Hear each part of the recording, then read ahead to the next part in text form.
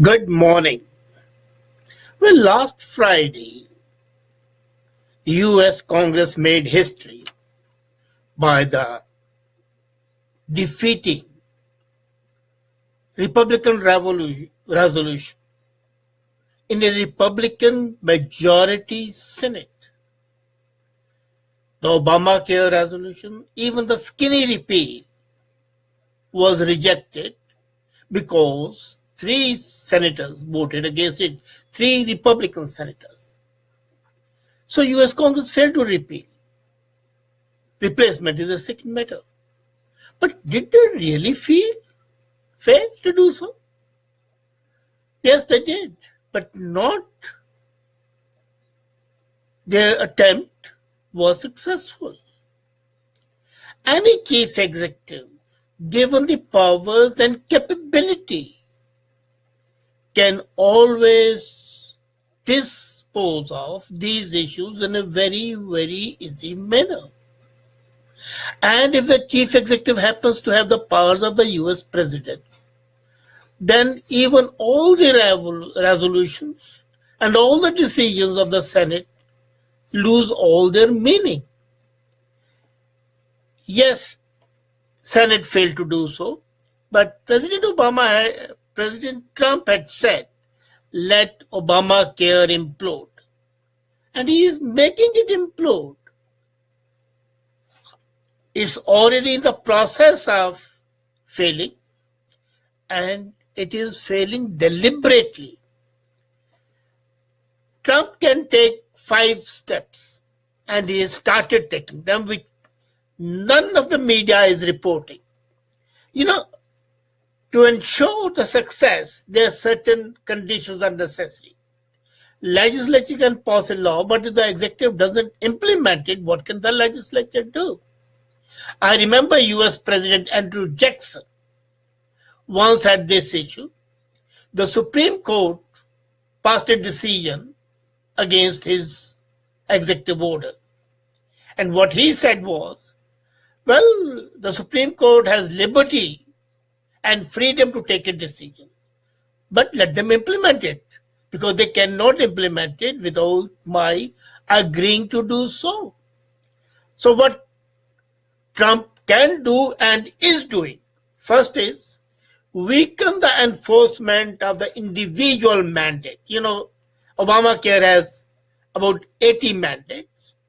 So once you take steps that the individual mandates are defeated, then Obamacare fails. Healthy people will fail to sign up. They'll drive up the prices for those who need it most, like older people and the sick. And all the Americans are compelled under Obamacare to buy health insurance or pay a penalty, except people with the hardships. Now, Trump cannot eliminate this mandate, but Internal Revenue Service said that it will continue to accept tax returns and do not care whether the filer has uninsured income or not. Now, if IRS does not enforce purchase of insurance, the high premiums will make people not buy it, and Obamacare just falls down like a house of cards. The administration can also do another thing, which he might do, the president, to make more exceptions, making it easier to avoid tax penalty. White House could instruct IRS to scrutinize people's return less closely, and it could signal publicly, officially it can do it, that it does not care for the mandate, which may mean people would sign less and less without any harm. And as I said, this process has already started. The second process which has started is imposing work requirements for Medicare.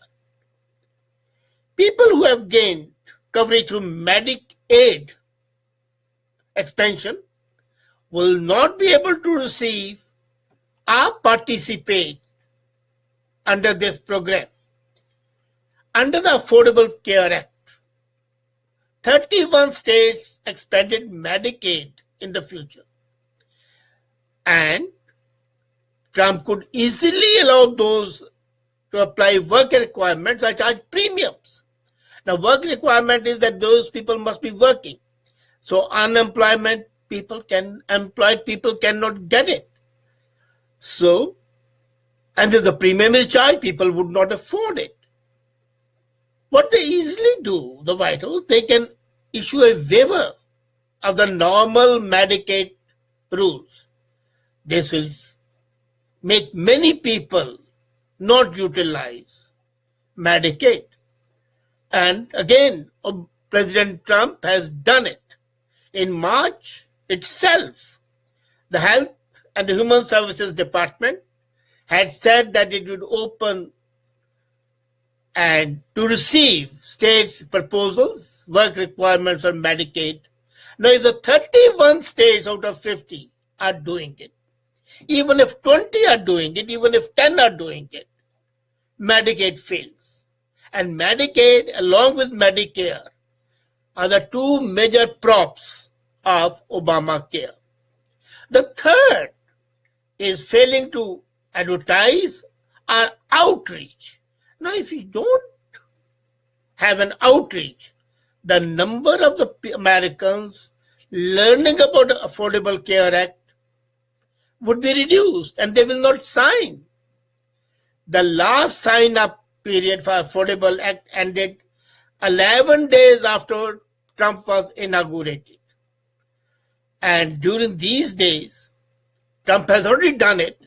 He pulled advertisements and outreach off the air, withdrew all the ads that encouraged people to sign up health insurance under law.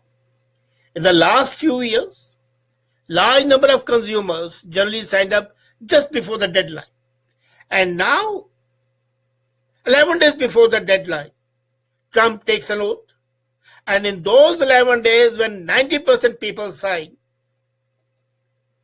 there's no reminder, there's no cajoling, there's no information. Either people are not aware, because people always wait for the deadlines. Look, here in Canada, CRA advertises so much that the last date is near. So if you don't remind people, they forget. And even if they remember, they might not know the exact place where to sign it. The outreach is failing. The advertisement is failing. The information is lacking. So this is again the third way. So 3 ways are already doing it. And now there's a proposal, a further proposal. And the proposal is make tax credits for premiums less generous. You know, if there are more co-payments, if there are higher deductibles, people don't sign for the insurance. And Affordable Tax Care Act, the Obamacare, gives credit to the middle income Americans to offset the cost of the premiums. As a matter of fact, subsidies on this plan are meant to cover up to 70% of the average medical bill. Now, if you withdraw those facilities, which is within the purview of the executive, because nowhere it's mentioned that's a must. It is only says government should do it. Well, should and doing, they are two different things. And that proposal can be implemented any day. And now there are two more things which he can do, the White House can do, through under the administration of Trump. They are not doing it at present, but who knows, they might do it tomorrow. And that is a defund the subsidies that help people pay out-of-pocket costs. You see, normally what happens is that the insurance companies assume that they'll get subsidies when pricing their plans. So they have made their plans based on the subsidies. But all of a sudden, the government issues an order that there will be no subsidies. Because subsidies are not law, it's an executive order. So Obamacare has provided subsidies to help insurance companies. insurance companies make their plans based on that. And the Senate Health Bill, as well as earlier Representative Health Bill, had eliminated subsidies. And he can easily defund these subsidies of Trump. He can say, okay, the bills have failed, but as an executive order, we defund all these subsidies, which was started under Obama. Quite possible they might go to court of law, some people like Planned Parenthood. But then by the time courts take a decision, maybe Congress would have passed a bill. So somebody asked White House whether they plan to defund it, and they have declined to say whether they'll continue. They say they did not say we'll defund it, but they did not even say that they'll continue it. And another thing, law is always a matter of interpretation. So what the White House could do is, and Tom Price could do it, the health secretary, redefine the essential health benefits. People with health problems may end up with very high insurance costs. Under Obamacare, all insurances must carry 10 categories of essential health benefits, like maternity, hospital care. And Congress could have done it, but they did not do it. Now, Trump cannot eliminate all the 10 broad categories, but they have discretion how they are defined. For example, preventive care can be defined to eliminate a current rule that insurers pay everything from conception that is approved by the FDA. So they can redefine it from delivery. So from conception to delivery, they are not covered. They can say, okay, conception does not mean the child is formed. Maybe after 2 months, from 2 months of pregnancy to delivery, or from the delivery, whatever. So by redefining the essential health benefit, they can simply wipe out Obamacare. And Trump is no fool, whatever the media might say. 3 steps he's already taken and they are in progress, which is weaken the enforcement, imposing work requirements, and failing to outreach as well. There is one proposal which might be implemented today, tomorrow, day after, to make the tax credits less generous. And 2 more are not in progress, not in proposal, but they can be thought of.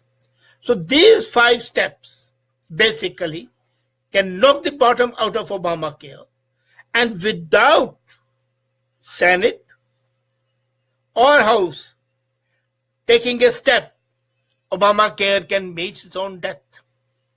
And buried in grave, unsung, unwept, unhonored, the biggest legacy of Obama is hanging by a thread, and a very fragile thread. Now, the whole purpose was to tell that in the modern democratic system, we have assumed that the legislators are supreme. They are not supreme. Let's be very clear. Ultimately,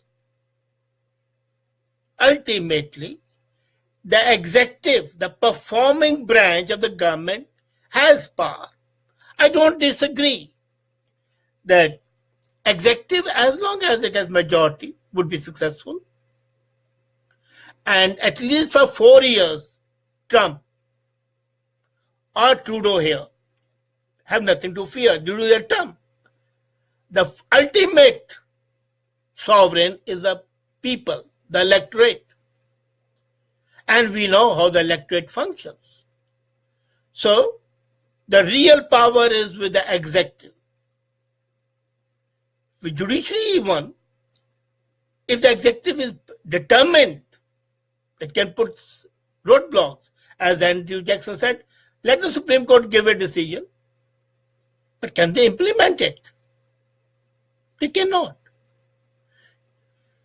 It's very rarely that an executive, weak executives do it. Now in India, and Nawaz Sharif, let's say, Supreme Court ordered Nawaz Sharif to go and he went.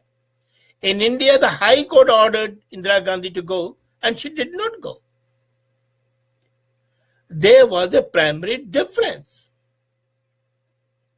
that in India it was the High Court and there could be a judicial appeal. But there could be no appeal in Supreme Court, except one way he could have done, declared emergency before the decision was coming, and everybody knew what the decision is going to be. But if the executive is sensible, if the CEO of the country is sensible, or his advisors are sensible, they can ride roughshod in the interest of the people, because people ultimately want their lives to be easier and have peace. Legislature normally should do it. They don't do it because they have the party interest at heart. So coming back to Obamacare, despite all the machinations of the Democrats and the Republican dissidents, I'll call McCain and others, who violated the party loyalty for personal and prejudices, to be dissidents. So the Republican dissidents and the Democrat opponents, they combine. Fine. Is a democratic right to do so. But were they really successful? And as I told you, just 5 steps and Obamacare is dead and buried. 3 steps have been taken. 4th is being proposed. And more steps can come any day. Add the will of Tom Price and President Trump. Let Obamacare lovers beware. Thank you.